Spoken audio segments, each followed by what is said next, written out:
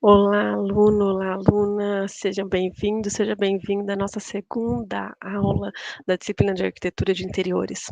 Bom, como você já sabe, eu sou a professora Larissa Camargo, estou trabalhando conteúdo dessa disciplina tão bacana que eu tenho certeza que você está gostando, não tá? Se não está ainda, te convido a assistir as próximas aulas, porque eu tenho certeza que você vai se encantar e vai identificar em algum momento o conteúdo que vai ser muito, muito, muito, muito importante para a sua prática profissional. E se você não identificar enquanto está estudando, olha, te dou a dica, te oriento a guardar esse conteúdo, porque ele com certeza em algum momento vai ser importante para você na sua prática profissional, tá bom? Eu te garanto. Bom, na primeira aula, a gente fala um pouquinho sobre o contextualizando a importância do morar e desse morar, de arquitetura de interiores, o que é arquitetura de interiores, e a gente introduziu esse conteúdo para que você se familiarizasse com a disciplina e com a própria prática da arquitetura de interiores. Então eu trouxe para você esse mundo, contextualizei esse conceito para que você entendesse a importância, inclusive, até dessa relação humana com com os espaços de interiores, certo? Então eu fiz essa contextualização para que você entendesse essa importância e se fizesse compreendesse melhor esse conceito dentro da sua prática, da sua futura prática profissional e dentro da própria disciplina neste momento. E nessa aula agora, a gente vai falar um pouquinho sobre as ferramentas metodológicas, mais especificamente sobre o levantamento de dados e o processo criativo. Então, sobre as etapas que antecedem o projeto em si. Quais são as ferramentas e que etapas que você tem que desenvolver antes de começar a desenvolver o layout, a planta e pensar no projeto em si? Existem sim, etapas que antecedem o projeto em si, e que inclusive são etapas que são muito importantes, que diferenciam um projeto de interiores feito por um profissional que tenha uma formação, daquele profissional que faz por, eh, plena ou mera decoração. Aqui a gente entende a metodologia como um grande diferencial de um bom projeto de interiores ou de uma boa entrega de um projeto de interiores. E aí eu entro primeiro sobre a captação de informações. O que que é a captação de informações? É o levantamento do nosso briefing. É como é que você vai buscar as informações necessárias para o desenvolvimento do seu projeto. Afinal de contas, você precisa de informações do seu cliente para poder elencar, dados que justifiquem e contextualizem as suas escolhas dentro do projeto, certo? E na captura dessas informações, existem diferentes maneiras. Não existe um padrão único para captar informações num briefing. Não existe um padrão que todos os profissionais seguem ou que obrigatoriamente devem seguir. O briefing, sim, é uma etapa obrigatória. Você precisa captar essas informações. Mas como você vai fazer isso? Não existe um padrão, obrigatório. Ele pode, por exemplo, vir através de um questionário, ou seja, você ter uma lista de perguntas prontas, ou uma lista de perguntas prontas que você pode inclusive adaptar para cada ambiente ou para cada cliente, ela não precisa ser ainda obrigatoriamente fixa, mas você pode ter uma lista padrão inicial, que daí você vai adaptando. Esse questionário você envia para o seu cliente e ele, eh, faz então o uso dessa faz o preenchimento e te reenvia. Essa opção, ela tem como vantagem que o cliente tem tempo de responder, e ele pode também conversar com outros membros da família que vão usar aquele espaço sem, para poder fazer essa resposta. Então conversar, buscar, ele vai ter tempo para buscar essas informações. Em contrapartida, você não está participando dessa preenchimento, então você perde de repente de observar ou de complementar essas solicitações, que é o que acontece, por exemplo, em entrevista. Em entrevista, você faz a pergunta e pode complementar essa pergunta quando a resposta não for exatamente o que você precisa. E ainda observar a forma como o cliente vai responder e interagir àquela pergunta. Mas ao mesmo tempo, o cliente numa entrevista, ele não tem o mesmo tempo ele tem no preenchimento de questionário, e nem sempre todos os membros da família vão estar ali para fazer essa resposta. Então veja só, cada uma delas tem o seu pró e seu contra. Você pode inclusive usar mais de uma delas. Você pode sim enviar um questionário e ainda assim fazer uma entrevista com outras perguntas complementares, ou vice-versa, fazer uma entrevista e depois ainda enviar um questionário e complementar cada uma delas. E em qualquer uma delas, a observação é muito importante. É através da observação que você vê detalhes do seu cliente, modos de comportamento, observa falas dele. Às vezes ele vai te passar informações, vai te transmitir informações que vão além daquelas que ele vai preencher no questionário, entrevista, porque normalmente pode ser que aconteça informações que ele nem entende como importantes naquele momento para te transmitir, mas que sim, são informações que você pode usar como subsídio para a elaboração do seu projeto e serem bastante interessantes. E existe uma outra técnica que nós chamamos de seleção de preferências. Olha, veja só, lembra que eu disse no começo que não existe uma forma única de captar as informações, não existe um modelo único de elaborar um briefing. Existem diferentes ferramentas que podem ser utilizadas.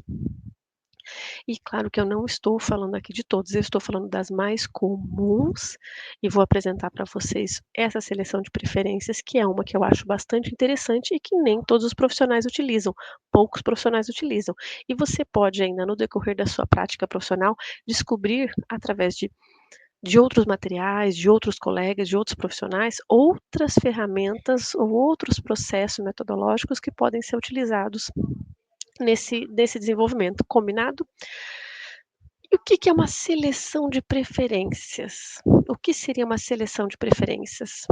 É quando você faz uma seleção estética ou visual do que o seu cliente gosta mais. Por exemplo, aqui, são 2 porta-retratos, certo? Mas 2 porta-retratos em estilos bastante diferentes, vocês concordam? Em detalhes, em cores, em material. E aí você vai mostrar esse porta-retrato ou as imagens desse porta-retrato para o seu cliente e perguntar assim: "Qual desses você gosta mais?" E seu cliente vai elencar um deles. E isso você pode desenvolver com diferentes situações, com diferentes coisas, por exemplo, com uma uma estampa. Qual dessas estampas você gosta mais? Mais do que isso, você pode ir fazendo com ele um jogo de que mostra 2, ele escolhe uma, entre a escolhida e coloca uma terceira. E agora, qual que você prefere? Entre a escolhida, coloca uma quarta. E assim vai indo até que você consegue entender um pouco mais das preferências pessoais do seu cliente. A minha indicação é que você não mostre um ambiente completo nesse processo, porque pode confundir o seu cliente, ou não te trazer de fato informações reais sobre o que ele gosta mais, já que no ambiente são muitos elementos ali inseridos e de repente ele escolhe um ambiente porque ele esteticamente no geral gostou mais, mas de repente você traduz daquele ambiente justamente elementos que ele não gostou para você utilizar. Então por isso que eu estou aqui dando como sugestão que você utilize objetos, elementos de decoração, estampas, um vaso, um porta-retrato, um abajur, uma poltrona e peça para ele elencar qual dessas que ele acha mais interessante, qual que ele gostaria de ter na casa dele. E não significa que você vai escolher, que você vai pegar aquela poltrona que ele escolheu, por exemplo, numa seleção de preferências e colocar aquela poltrona exatamente na casa dele. Não é isso, mas você vai ter um norte de estilo em que ele se familiariza ou que ele tem preferência. Combinado?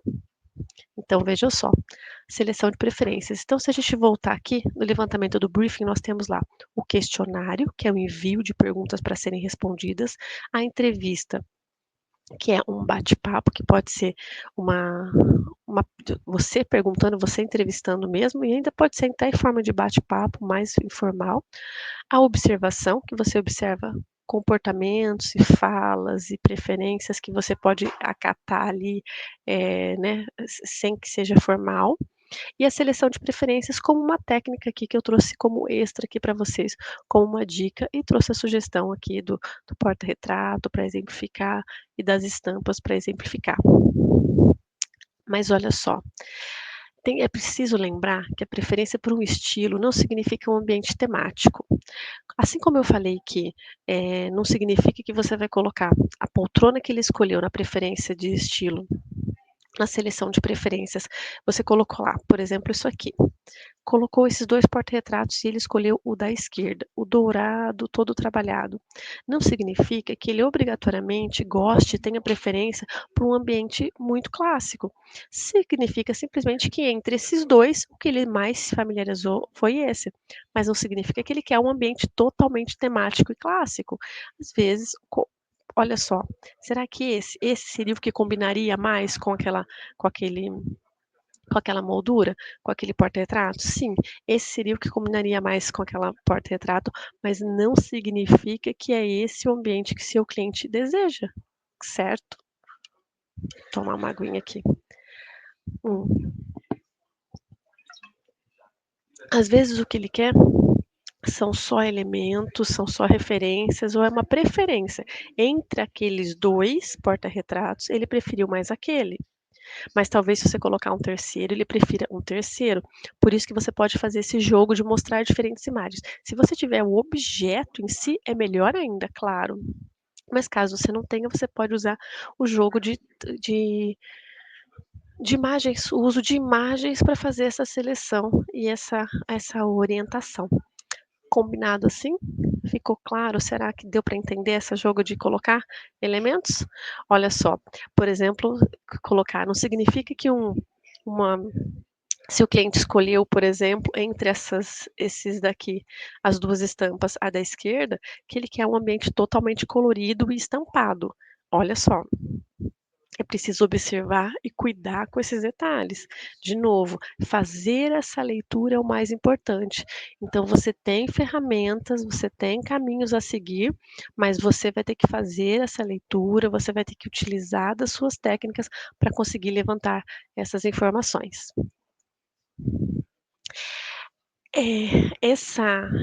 Essas orientações, esse caminhar, esse levantamento de dados, ele ajuda a definir os caminhos que você vai seguir no seu projeto, a tomar consciência das escolhas que você vai fazer para os seus elementos.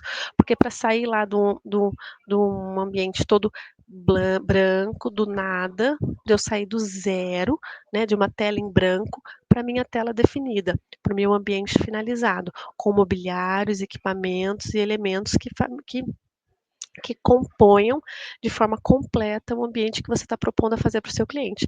Então, é esse o objetivo desse levantamento desses dados, é fazer essa busca dessas informações, buscar subsídios para suas escolhas dentro do ambiente.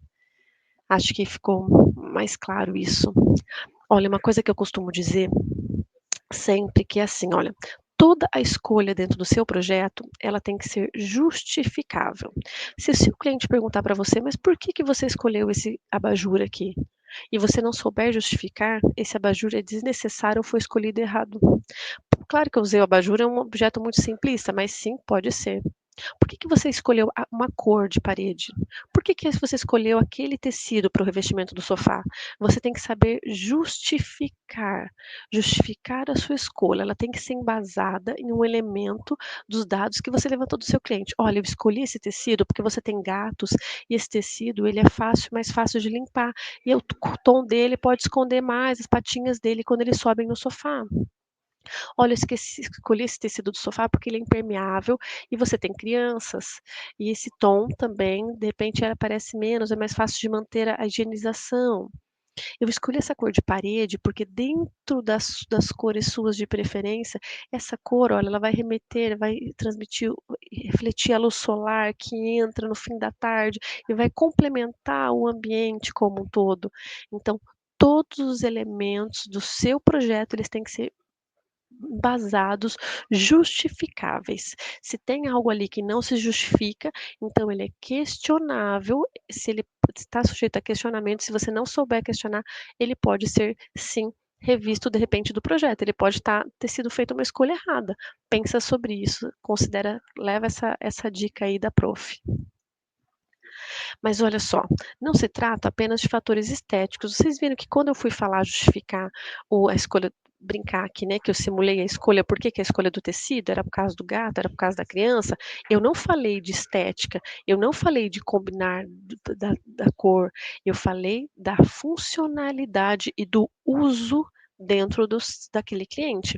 Então, nem tudo é estético. É claro que a estética é desejável, ninguém contrata um profissional para desenvolver um projeto de interiores que não deseja um ambiente bonito, que não está buscando uma estética melhor para o seu projeto, não está buscando um ambiente interessante visualmente. Entretanto, esse não é o objetivo principal do projeto. O projeto ele tem que ter um respaldo de funcionalidade, um respaldo de atender as demandas, atender, ser funcional dentro do que o seu cliente precisa no seu dia a dia. Por isso que essas informações que você remete no briefing são tão importantes. E por isso que a seleção de preferências não pode ser a única forma de você definir o briefing. Afinal de contas, seleção de preferência é baseada exclusivamente em estética. E a estética não pode ser a única base do seu projeto. Ela tem que ser uma base extra, ela tem que ser uma consequência de um bom projeto, de uma boa solução funcional de projeto. Né? Então, você veja, mesmo quando eu dei o exemplo da a cor da parede escolhida, no caso, para combinar com a luz do sol, tem um fator estético ali, mas não é só assim, ah, porque essa cor é bonita, né? É porque essa cor ela compõe com o ambiente, com a entrada de luz, que ela compõe com o mobiliário já existente, porque ela compõe com os outros elementos que ali é todo um conjunto que deve fazer parte da escolha e da justificativa do seu projeto. E olha só, por que que a gente fala, por que que eu reforço sobre isso? Porque de repente um cliente seu, se você vai fazer um projeto, poxa, você vai fazer uma cozinha bem linda, bem bacana. A cliente nem cozinha em casa, ela nem faz uso da cozinha, só que ela, em contrapartida, gosta de receber em casa. Ela compra comida pronta para receber, mas ela recebe muito em casa. Então, será que a minha preferência, será que a minha prioridade nas escolhas do projeto não devem ser embasadas no receber, em vez de no cozinhar, já que ela não cozinha em casa? Em contrapartida, outro cliente pode sim cozinhar muito, gostar muito de cozinhar em casa. Ah, eu não cozinho todos os dias, mas aos finais de semana eu gosto de cozinhar com a minha família. Então você tem que pensar em um projeto que atenda a essa necessidade. Então é a funcionalidade, o quanto do uso de funcional que isso vai funcionar de fato no seu projeto. Então, vejam a importância, então, de você saber essas informações. Então, não basta para você saber que ele gosta do porta-retrato mais clássico ou mais minimalista. Você tem que saber se ele recebe na sala, se naquela sala onde você vai pôr o porta-retrato, quem é que faz uso, que tipo de atividade que é desenvolvida ali. Porque uma sala pode ser feita para vários fins. Ela pode ser feita para leitura, para assistir uma televisão, para reuniões familiares, para receber amigos, entre tantas outras possibilidades, certo? E isso cabe para cada ambiente, para cada projeto e também se estende para ambientes comerciais, para ambientes corporativos, não só para ambientes residenciais. Claro que no ambiente residencial é mais fácil ter essas definições, né? É mais simples você falar com o cliente ter isso, mas no comercial isso também se estende, no corporativo isso também se estende, também é necessário. A gente fala mais o residencial, mas isso ele tem que ser estendido para todos os tipos de projetos de interiores que você for desenvolver. Então, entender da funcionalidade, porque olha só, como eu falei, uma sala ela pode ser usada. Poxa, não, eu assisto, gosto de ficar sozinha, gosto de ter meus momentos. Não, eu gosto de reunir a galera e jogar videogame aos finais de semana. Isso muda completamente. Então, é onde você vai focar e o que você vai direcionar o projeto. Eu vou então, são informações que você tem que levantar no briefing. É nessa elaboração de dados, é nesse levantamento de dados em que você vai saber dessas informações. E são essas informações que vão subsidiar as suas escolhas no projeto. Então, elas são indispensáveis e muito, muito importantes dentro nessa etapa. Combinado? E o que devemos e podemos perguntar a um cliente? Quando a gente vai fazer o briefing, quando você faz o questionário, quando você vai levantar fazer uma entrevista. Eu não vou falar aqui de perguntas exatas, tipo, qual é o seu nome, o que você faz, o que você trabalha. Eu vou falar de um apanhado geral de informações e que você deve elencar. Combinado? Olha lá. Defina o objetivo do projeto. Qual que é o objetivo do projeto do seu cliente? O que, que ele tem como definição, como objetivo para usar aquele ambiente? Qual que é o que, que ele deseja? Né? Qual que é o objetivo de uso desse espaço? Isso tem que estar muito bem definido. Qual que é o objetivo que ele tem com esse projeto? O que ele busca com esse projeto? Saiba qual é o tipo de imóvel. Você precisa saber qual que é o tipo de imóvel. Então, olha, então você tem que saber, não conseguir visitar, é um imóvel na planta, é um imóvel residencial, é um imóvel próprio, é um imóvel alugado, porque tudo isso também muda, interfere nas escolhas do que você vai fazer no seu projeto. Entenda a finalidade do espaço. De novo, a finalidade. Qual que é o fim que se deseja para aquele espaço? Qual que é o fim que vai ser dado para aquele espaço? É de uso coletivo? É de uso mais individual? Eu gosto, eu não gosto?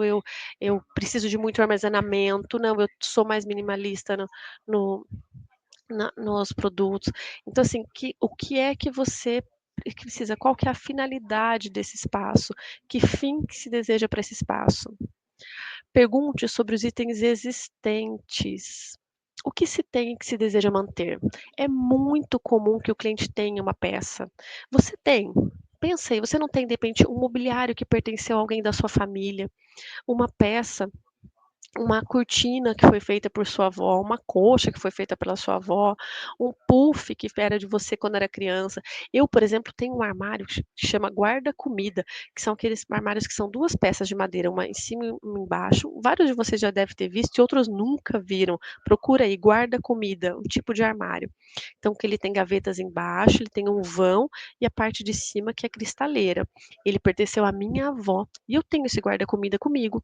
Então, ele é uma peça essencial quando eu vou pensar em montar o meu ambiente. Eu preciso ter um espaço para o meu guarda-comida, porque eu não abro mão dessa peça na minha casa. E aí todo o entorno acaba tendo que ser pensado a partir dele. É um problema? Não é um problema, é um partido. Eu parto daquele guarda-comida. Ele não atrapalha o projeto desde que eu lembre-se da existência dele ao elaborar um projeto. Eu insiro esse projeto. E isso é muito mais comum do que você imagina.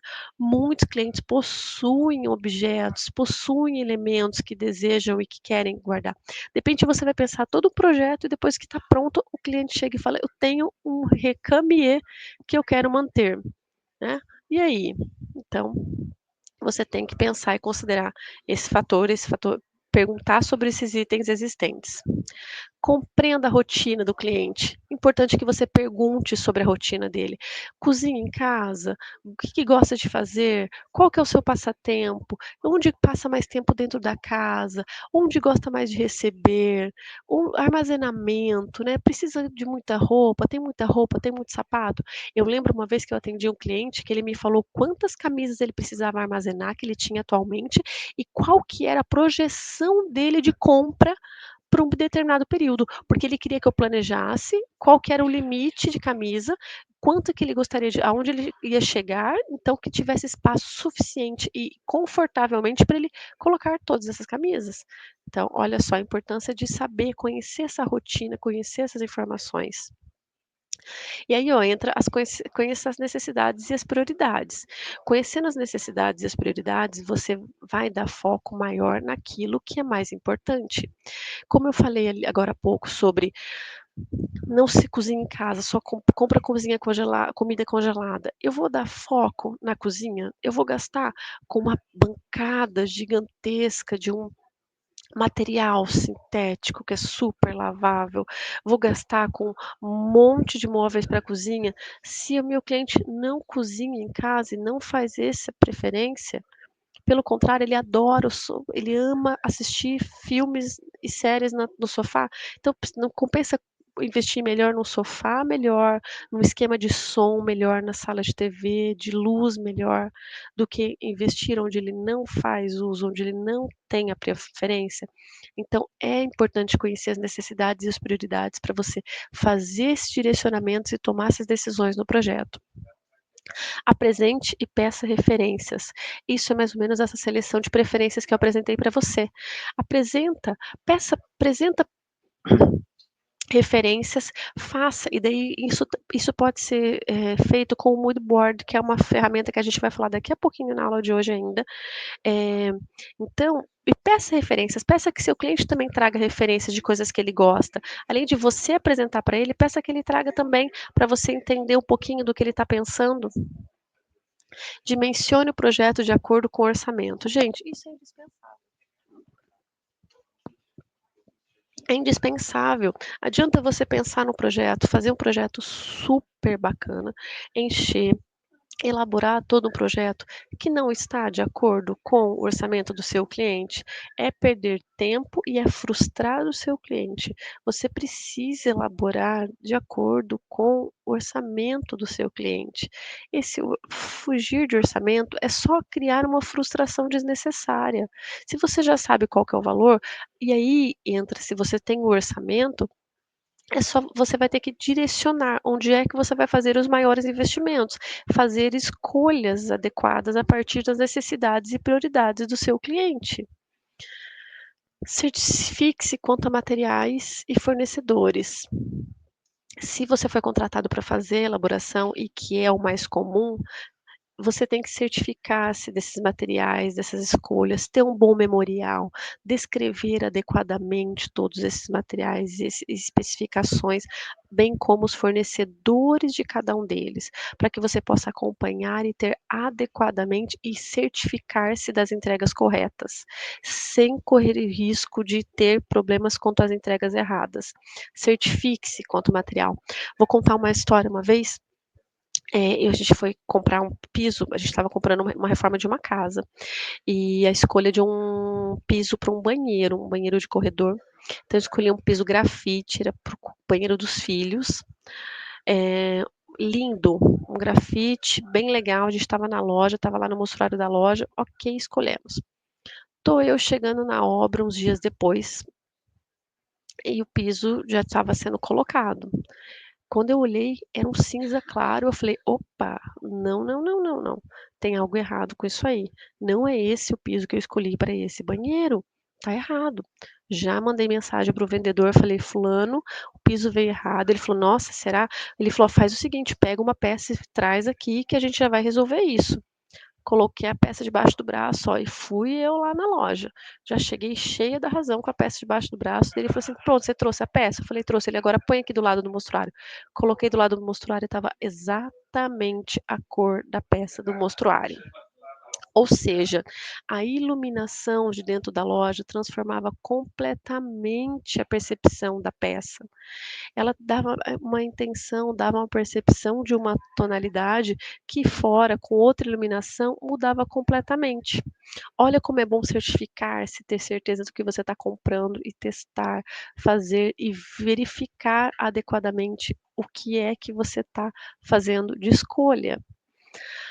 Alinhe prazos e esclareça as dúvidas. Gente, alinhe prazo com seu cliente. Vá aprendendo. Professora do céu, mas como é que eu vou saber quanto tempo? Isso é tempo, é com a prática. E outra, alinhe com fornecedores. Não fique na mão de fornecedores. Faça contratos com esses fornecedores. Garanta prazos, crie margens para que não ocorram atrasos. É essencial para poder esclarecer esse processo e você evitar problemas futuros. E aí, levantamos os dados, certo? Fizemos esse levantamento de dados e o que envolve, o que é preciso para desenvolver projeto de interiores? O que você acha que é preciso para desenvolver um projeto de interiores? Depois você já tem os dados do seu cliente, tem os dados da obra, de informações, de o que você precisa, você já sabe. Ah, olha só, o briefing, toda essa lista do que eu falei aqui, ela é construída durante todo o processo de atendimento do cliente. O briefing não é uma coisa que você constrói lá no início, que ele vai ficar quadradinho ali, depois dentro de uma caixinha sem ser moldado. Durante todo o processo, durante cada etapa, você vai incluir novas informações, inclusive tem coisas aqui que são etapas futuras, porque, por exemplo, assim, materiais e fornecedores, você vai fazer isso durante todo o processo, né, então todas as etapas você vai estar fazendo, tendo contatos, tendo mudanças, ela não é quadradinha, não é fechadinha.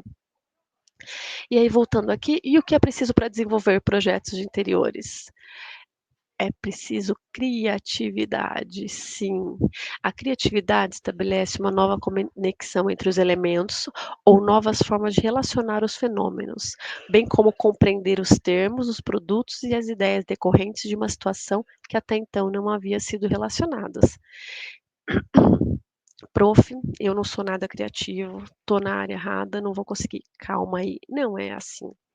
A ideia aqui é que criatividade não é uma coisa nata, não é uma coisa que você nasce. Tem pessoas que têm maior facilidade, sim, mas todo mundo pode desenvolver a criatividade através de ferramentas. E no processo metodológico de design de interiores, nós temos ferramentas que podem ser utilizadas no processo metodológico de design de interiores e sim de arquitetura de interiores também, de arquitetura também, que podem ser utilizados na no instigar essa criatividade, no organizar essa criatividade, no tornar essa criatividade algo mais palpável, mais real de ser, eh, trabalhada. A primeira delas, os que a gente vai ver, é o brainstorm, a gente vai ver o mood board e o estudo de correlatos.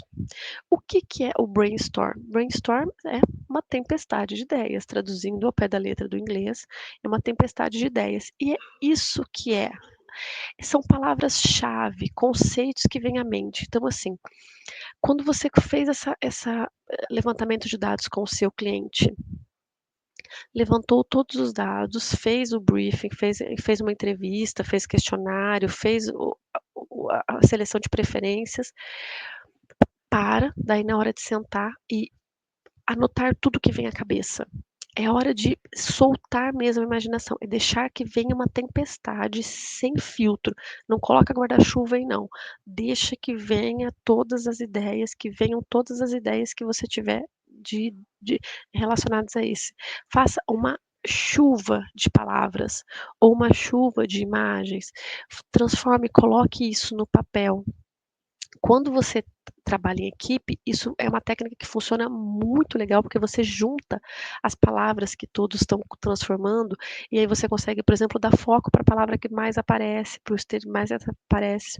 Ó, esse brainstorm, por exemplo, é um brainstorm que alunos fizeram de mim. Então, olha lá, funcionalidade, aconchego, praticidade, estudiosa, confortável, rock MPB, música rock dos anos 70, aproveite os momentos, cores quentes e vibrantes. Então, assim, são informações que os alunos foram pegando de mim, foram a partir de uma conversa que a gente teve, e eles foram jogando num aplicativo. E aí, ó, funcionalidade foi a que mais apareceu, porque tá vendo que tá a palavra maior? E você pode brincar com isso também, destacando qual palavra que você, a primeira palavra que veio à mente quando você parou para fazer o brainstorm do seu cliente. A primeira palavra, então, essa é a maior, porque ela com certeza pode ser a mais importante. Depois dela, qual que veio? E aí você vai brincando com isso e vai fazendo. Existem softwares, existem sites que você pode fazer o brainstorm, mas você pode fazer ele à mão também, só uma anotação de palavras, é uma forma de você desenvolver a criatividade naquele momento. Porque o que, que acontece? Quando você tem aquele primeiro contato, são muitos insights que vêm. Então, é para você ter essa ideia, para você discorrer sobre isso, certo? Então, faça brainstorm que ajuda bastante. O brainstorm você não precisa mostrar para ninguém, ele é só seu, é só para te ajudar a organizar, é só para te ajudar a não perder essas ideias iniciais que podem surgir com os primeiros contatos com o seu cliente. Depois a gente vem para o mood board, e o mood board é uma ferramenta que eu gosto bastante. O mood board, ou painel semântico, É um apanhado de imagens, de referências visuais que descrevem, que mostram o que você está pensando, imaginando para esse projeto. Ele pode ser legal, por exemplo, também para seleção de preferências, porque você pode montar um mood board do seu cliente, mostrar para ele, ver o que ele acha e você saber se você está indo no caminho certo antes de elaborar o projeto. O mood board você pode fazer físico ou virtual, através de imagens, ou digital, através de imagens no computador. Físico, ele pode ser bem legal, mas também nada se impede que um apanhado de imagens seja bem interessante. Você pode incluir paleta de cores, tipos de texturas, elementos que remetem ao que você imagina para esse projeto, e assim vai. E eu trouxe uma vou passar um pedacinho para vocês de um vídeo de um mood board que eu gosto bastante. E você não sabe nem por onde começar? Tem um processo que é muito legal e fácil de fazer, que é um painel de referências, onde você junta os materiais, as cores, as texturas para ver se funciona antes de sair fazendo. É para você definir um estilo e criar um foco. O nome disso é Mood Board. Hoje eu vou montar um mood board de uma sala mais minimalista, sofisticada, uma decoração mais limpa, mais clean, confortável e atemporal. Essa sala é para quem gosta de um ambiente limpo e funcional, com personalidade e com uma pitada de brasilidade. E para fazer isso eu vou buscar inspiração em um movimento que começou lá no início do século XX, que se tornou um marco na arquitetura e também na decoração brasileira, o modernismo. Ele mistura acabamentos que são clássicos, mobiliários vintage, com linhas mais retas e elementos tradicionais da cultura brasileira. Bom, eu sempre vou começar pela base, então eu escolhi o concreto aparente e um cinza que segue na mesma paleta. O concreto aparente é um dos ícones do modernismo, extremamente versátil, ele pode ser usado como revestimento de parede, de piso, de teto e até mesmo no mobiliário. O concreto é um acabamento com bastante força na composição, então como complemento para essa base eu vou continuar dentro da mesma paleta. Praticamente todos os tons de cinza funcionariam bem nesse caso, mas aqui eu escolhi trabalhar com um tom um pouco mais fechado. Ele reforça o cinza cru da cidade, que é uma das inspirações desse projeto. A cor vermelha vai ser um contraponto da nossa base monocromática. Pode ser usado em elementos pontuais pelo espaço, em peças de arte, mobiliário ou em detalhes estruturais. Ela agrega vida e força na decoração.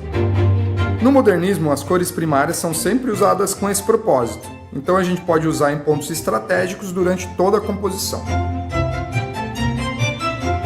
Uma outra característica do modernismo é a utilização de revestimentos mais duráveis, normalmente usados em tons neutros, pensando na durabilidade e também no conforto.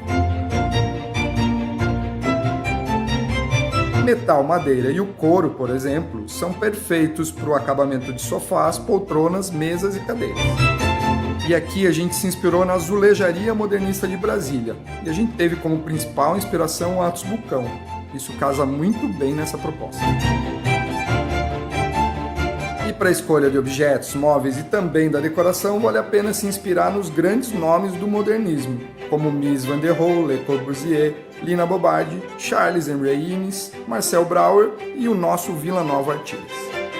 O legal nessa ideia é trazer muita luz natural para dentro e deixar que ela se espalhe ao máximo pela casa ou pela sala.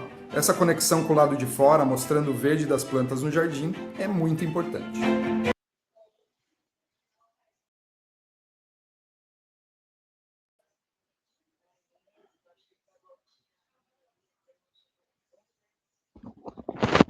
E esse é o resultado final. Depois a gente pode até compartilhar mais links, mas procurem o Paulo Biak, ele faz mood boards maravilhosos e olha o resultado final, gente. Olha só, então o mood board, o que ele trouxe ali? Elementos, olha, o vidro da transparência, mostrando o verde sobressaindo, as cores que ele escolheu para o mood board.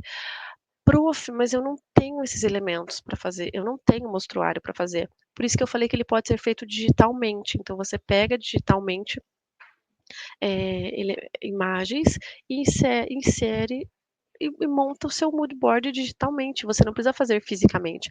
E com o tempo, talvez você crie aí, tenha uma biblioteca de elementos que pode ser utilizado para esse mood board, certo? Combinado. E o mood board ele pode ser montado, como eu falei, você pode montar o seu mood board, por exemplo, olha que legal você mostrar isso aqui para o seu cliente vai ter uma ideia do que você está imaginando para o seu projeto. Ele vai dizer para você se ele está curtindo ou não. Deem uma olhada na página do Paulo Biak no YouTube, que vocês vão ver que tem muita coisa legal que pode ser utilizada, que pode ser feita do mood board, umas ideias bem inspiradoras. Mas não deixe de fazer o mood board porque você não tem os elementos. Faça digitalmente caso você precise. Digitalmente, então, infinita possibilidade, porque você vai buscar as imagens que você quiser para fazer o seu mood board. Então, você pode buscar tudo o que tiver na internet, ou seja, o mundo, e trazer para o seu mood board. Claro que você tem que lembrar que são elementos que você vai de referência para o seu projeto. Não significa que são elementos que você vai colocar no seu projeto, certo? São referências iniciais de tons, de texturas. Não precisa ser exatamente a cor que vai ser utilizada, mas pode ser a paleta aproximada, pode ser texturas que você deseja, pode ser uma madeira, por exemplo, ilustrando uma madeira, pode não ser exatamente a madeira que depois você vai colocar no seu mobiliário, certo? Mas não deixe de fazer o mood board. E por último, o estudo de correlatos. E o que é um estudo de correlatos? Busca de soluções e inspirações. Todo mundo já faz estudo de correlatos, naturalmente, nos seus projetos, e ainda assim tem dificuldade quando a gente tenta organizar e chamar de estudo correlatos. O estudo de correlatos, ele só tenta organizar uma prática que já existe, que é o quê? Buscar referências em outros projetos para os seus próprios projetos. Por exemplo, esse detalhe dessa construção maravilhosa, olha esse trabalhado, esse trançado. Eu já pegaria esse detalhe para fazer um painel numa residência, por exemplo, numa varanda, para separar ambientes numa varanda externa, com um painel desse, com um trançado desse. Então, o que que é? É buscar referências, buscar inspirações em projetos anteriores. Mas não significa buscar exatamente no projeto que eu estou fazendo. Você viu que eu falei que eu peguei aqui, trouxe uma imagem de um edifício e eu transformaria num painel numa área externa. Então, olha só a leitura que eu faço disso. Então, é, por exemplo, assim, buscar, olha aqui, a paleta de cores no pôr do sol. Então, eu busco a paleta de cores, então eu busquei como referência na cor do sol. Eu buscar um trançado numa vitrine. De repente, uma vitrine tem uma referência para levar para uma sala. Um banheiro, olha só, eu tive uma vez que eu fui fazer um projeto de uma residência e que o projeto arquitetônico tinha sido feito por um engenheiro e tinha uns recortes na sala bem complicados de pensar numa decoração, não tinha ficado interessante o resultado final. Mas a gente ia fazer o projeto de interiores e o que, que eu vou fazer naquele canto? Tinham aqueles cantos, uns chanfrados e eu não sabia o que fazer. Um dia eu fui almoçar no shopping, entrei no banheiro, a hora que eu entrei no banheiro, eureka! Eu vi um detalhe de iluminação na parede, eu falei, é isso que eu vou fazer lá na casa. Eram os rasgos com uma iluminação de gesso e me resolveu o problema. Eu consegui quebrar os chanfrados. E a minha inspiração ao meu correlato veio de um banheiro de shopping, não veio também de uma sala de estar de uma residência. Às vezes vem de uma obra de arte, ou os tons de uma obra de arte, por exemplo, a paleta de cores de uma obra de arte. A iluminação vem, às vezes até de uma loja de decoração, vem uma ideia para você colocar no seu mobiliário. E o estudo de correlatos, ele não é somente estético, ele é também funcional. Por exemplo, olha essa imagem do meio, com o detalhe em laranja aqui. Você vê que são painéis que fecham a cama? Olha só, eu estou precisando, de repente, de painéis, um tipo de porta de correr para isolar uma cozinha da sala, porque é um canto pequeno, uma cozinha para ser isolada. E olha só, encontrei aqui nesse painel, nesse detalhe, um sistema que pode me servir. De repente, o tipo de encaixe de uma peça, ela pode ser um correlato, porque estou buscando uma solução.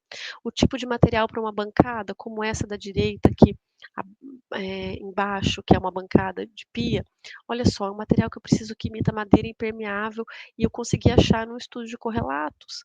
Um tecido impermeável, como o da esquerda, dos tons verdes aqui. Então, o estudo de correlatos, ele não é somente estético, é quando você busca referências, inspirações e soluções para os seus projetos. Por isso que a gente costuma organizar, às vezes a gente tem o hábito de organizar como estético, funcional e inovador. Por quê? Então eu vou lá, o estético é o estético, então esteticamente alguma solução para o meu projeto. Funcional, algo de funcionalidade e algo inovador. O que eu vou trazer de inovação para o meu projeto a partir do estudo de correlatos? Professora, mas eu tenho que fazer um de cada desse? Não, isso é só um guia, uma orientação agora para vocês que estão começando, para vocês conseguirem se organizar. Mas na prática profissional, vocês vão buscar muito mais referências, vocês vão fazer muito mais estudo de correlatos, fazer essas pesquisas, pesquisar a referência e vão ter aí um apanhado para cada um dos projetos, certo? E bom, a gente encerra aqui a segunda aula da disciplina de arquitetura de interiores. Eu desejo para vocês bons estudos, que vocês estejam curtindo o conteúdo e a gente se vê em breve, tá bom? Bons estudos, até lá!